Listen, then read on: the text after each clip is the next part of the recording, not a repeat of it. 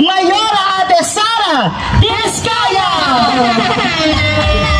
Kay Ate Sara.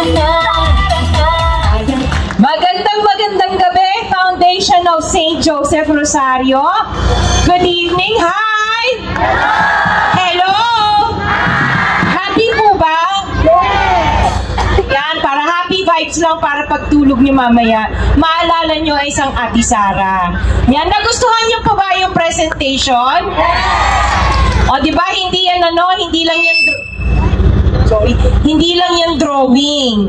Kayang-kaya gawin yan ng isang Ate Sara kasama ang team Kaya This kasi Kaya This.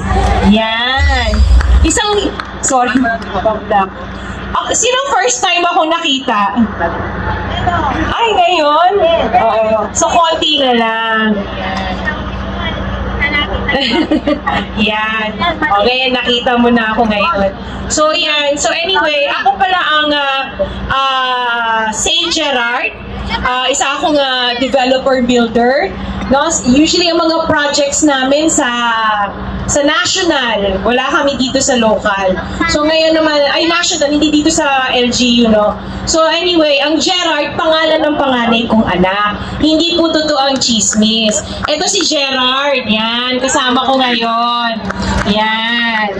Kasama ko ngayon. Para makilala nyo na hindi po chismis yung nangyari. Anyway. Si nanay. Ang saya ni nanay. Yan, anyway, syempre, madami kami, kaya kami nandito para sabihin sa inyo kung anong kaya namin dalhin para o ilatag sa lamesa. Tama po ba? Isa sa mga pangarap namin, magkaroon tayo ng isang dekalidad na ospital na 11-story. Sino ba dito na-confine sa PCGH or Child's Hope? Totoo ba yung, or chismis lang to? Kasi gusto ko sa inyo manggaling na minsan pag nasa ER daw, na naka-monoblock tapos naka-swero, 3 araw na, minsan matagal pa bago makakuha ng... Kaya ayaw natin mangyari yun. Kasi syempre may sakit ka na, pahihirapan ka pa. Diba gusto natin pagdating nyo sa ER, maasikaso kayo kaagad, na mabigyan kayong pangunang first aid kaagad. Hindi kayo naghihintay sa monoblock. Okay po ba yun? Yan. So gusto natin na kayo maasikaso kaagad, lalo na mga seniors natin. Love na love natin mga seniors natin kasi syempre yan. Oo. Gusto natin na maalagaan ng mga seniors natin. Gusto natin maihatid ang mga gamot nyo sa mga bahay nyo. Kasi sa ibang lungsod, nagagawa naman sa Makati tsaka sa Taguig.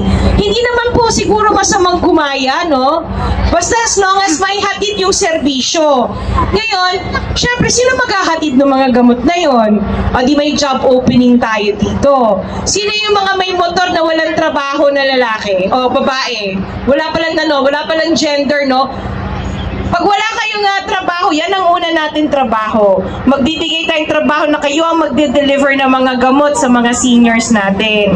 No? Para lahat, kahit paano, napapacify natin yung bawat needs ng mga Pasigenyo. Isa pa yung natin, sa education, katulad ng sinabi ni Vice kanina, bababaan natin ang grades. Kasi diba, education is the key to success. Hindi dapat hadlang ang grades ng bata para makapag-aral. So, ang pangarap natin, babaan yung grades na yan, yung kaya ng mga bata. Kasi usually masyadong mataas, mga 90 ba? Sabi 90 daw Ang hirap nung kahit ako ngayon, hindi ko kayang ipasa yun.